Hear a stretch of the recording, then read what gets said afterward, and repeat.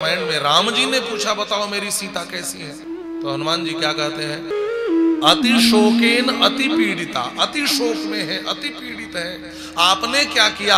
का शिवाभि इष्टाभि वाग्भि प्रसादिता, मैंने कल्याणकारी, उनको जो इष्ट हो अच्छा लगे ऐसी वाणी से उनको प्रसादित कर दिया है प्रभु। लेकिन अधीन भाषिणी, वो रावण से डरती नहीं है, रावण को डांटते हैं हमने सुना है। जानकी जी दुर्बल हो गई है, सुंदरकांड में कृषकाय हो गई है। क्रुंच से ही जानकी जी की दुर्बलता का भी बीज यहां पर है। श्लेष जन्य पीड़ा का अनुभव दोनों तरफ है। राम जी भी सीता जी के वियोग में रो रहे हैं, सीता जी भी रो रही हैं, लेकिन कठिनाई सीता जी के साथ ज्यादा है, क्योंकि राम जी को रोने के लिए एक सुपुष्ट कंधा लक्ष्मण उनके साथ में है। लेकिन सीता जी के साथ तो किसी की गोद में सिर रख के, कंधे पर सिर रख के रोने के लिए कोई नहीं है। और वो कहते थे कि विचार करो, यदि सीता जी ने मृत्यु का ही वर्ण कर लिया होता, रावण का तो छोड़ो, मृत्यु का वर्ण कर लिया होता, तो श्री राम की यश कीर्ति जो है वह धूमिल हो गई होती। इस यश कलंक के प्रक्षालन से श्री राम कभी भी, इस यश कलंक का प्रक्षालन राम नहीं कर पाते। उनके यशस चंद्र पर जो कलंक लगता, या सीता जी चाहती तो रावण को मार देती। कहा ना, असंदेशात्तु रामस्य तपसश्चानुपालयन् न त्वां कुर्मि दशग्रीव भस्म भस्मार्ह तेजसा। अच्छा, हनुमान जी ने भी कहा कि मां आप चिंता मत करो, न रावण सहस्रम में युद्धे प्रतिबलम भवेत्। एक रावण तो क्या, 1000 रावण भी मेरा सामना नहीं कर सकते। आप केवल मेरी पीठ पर बैठ जाओ, त्वाम तो पृष्ठगताम। आप क्यों कहती हो कि मैं कब दर्शन पाऊंगी उन श्यामल मूर्ति की? अभी मेरे पीठ पर बैठो, मैं तुरंत लेकर के चलता हूं राम जी के पास। और आप कहो तो मैं रावण का वध करके ससैन्य सपरिवार मार कर ले चल सकता हूं। आप कहो तो लंका ही नहीं, पूरे त्रिकुटाचल को उखाड़ करके राम जी के पास ले चल सकता हूं।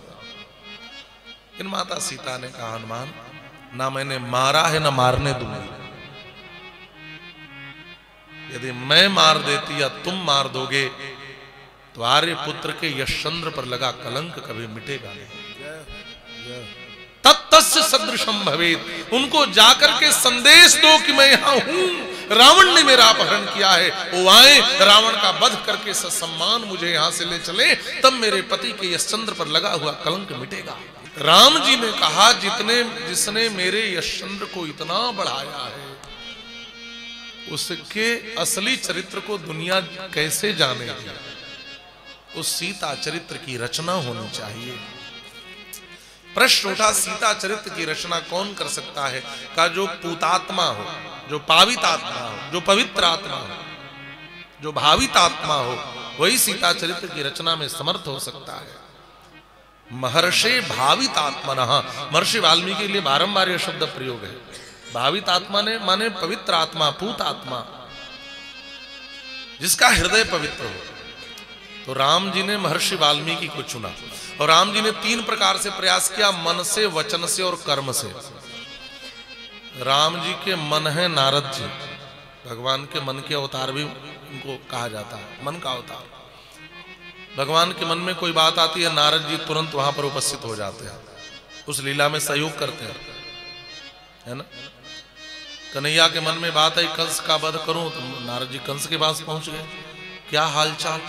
कंस ने कहा, जितने को भेजा कोई जीवित वापस नहीं लौटा। नारद जी ने कहा, यही तो बताने आए हूं, किसी को मत भेजो, उन्हीं को यहां बुलाओ।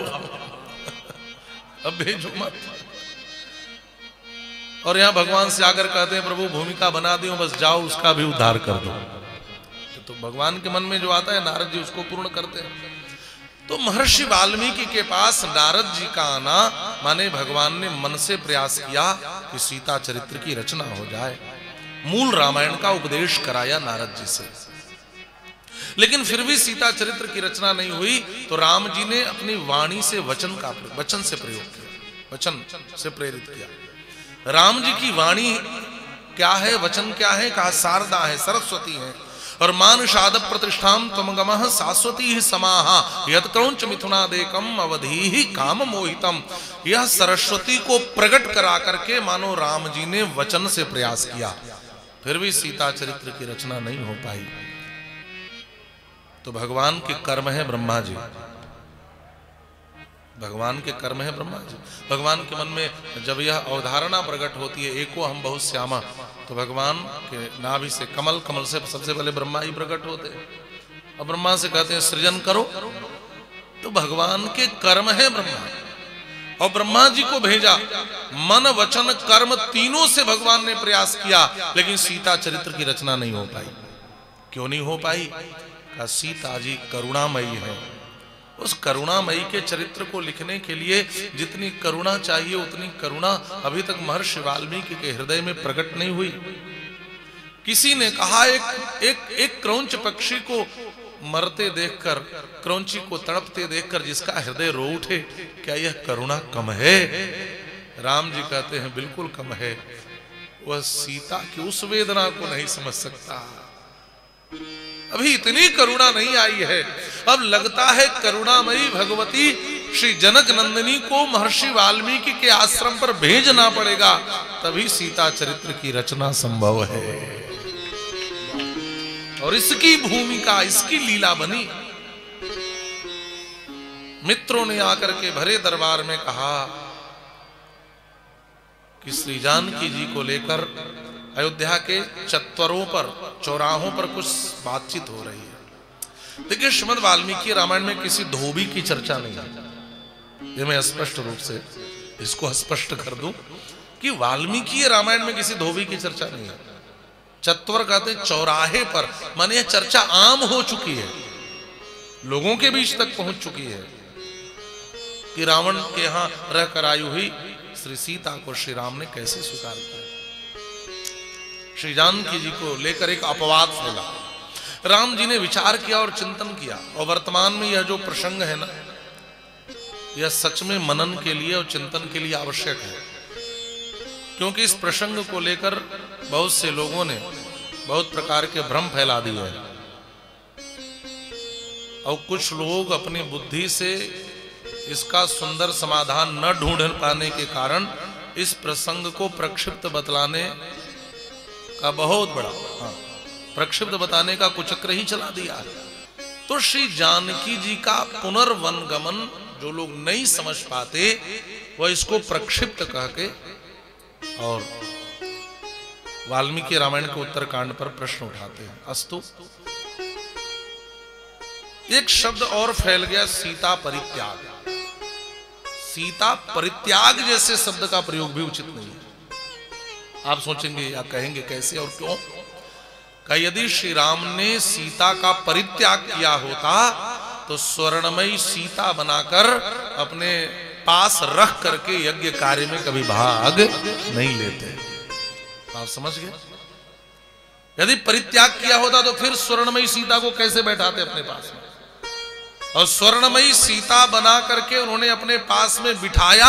यह इस बात का सबसे बड़ा प्रमाण है कि श्री राम ने कभी सीता का परित्याग नहीं किया।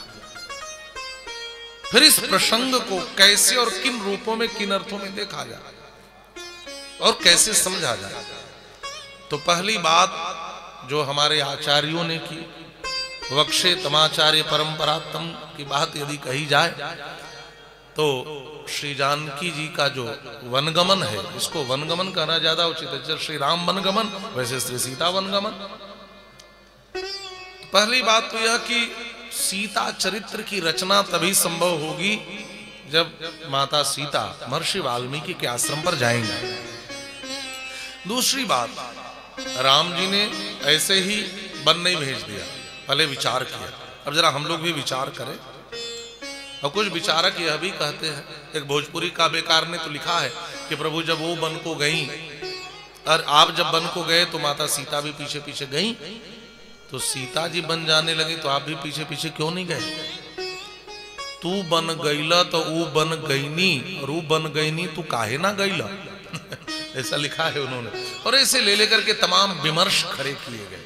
विमर्श और नारी विमर्श तो बहुत खड़े हुए हैं, लेकिन उसके केंद्र में सीता जी को रख करके और इस विमर्श को सही दिशा के बिना प्रतिपादित करना ये समाज में कई प्रकार के भ्रम और संदेह को पैदा करने वाला है। तो अस्तु राम जी ने विचार किया, यदि राम जी भरे दरबार में लोगों को बुलाकर यह सफाई दिया कहें कि मेरी सीता निर्मल और निर्दोष है, तो एक राजा का सिर्फ अपनी पत्नी के पक्ष में खड़े होकर के अपनी दलील देना माना जाता। ध्यान से समझना, सिंहासन पर बैठे एक राजा का न्याय नहीं होता। यदि राम जी कहते कि मेरी सीता निर्मल है, निष्कलंक है, निर्दुष्ट है, निर्दोष है, तो सिर्फ एक पति की दलील होती। लोग कहते राम जी भी परिवारवादी है। जब बात अपनी पत्नी की आई तो खड़े हो गए साथ। प्रजा की ओर से उठा हुआ कोई भी प्रश्न राजा के द्वारा न्यायोचित होकर के ही न्याय विधान के अंतर्गत ही परिष्कृत होकर के उसका समाधान आना चाहिए। राम जी विचार किए क्या करें, और राम जी ने यही निर्णय लिया कि अभी यदि किसी ने प्रश्न उठाया तो हमें प्रजा की उस बात का सम्मान करते हुए कुछ समय तक हम पति पत्नी को दूर रहना चाहिए।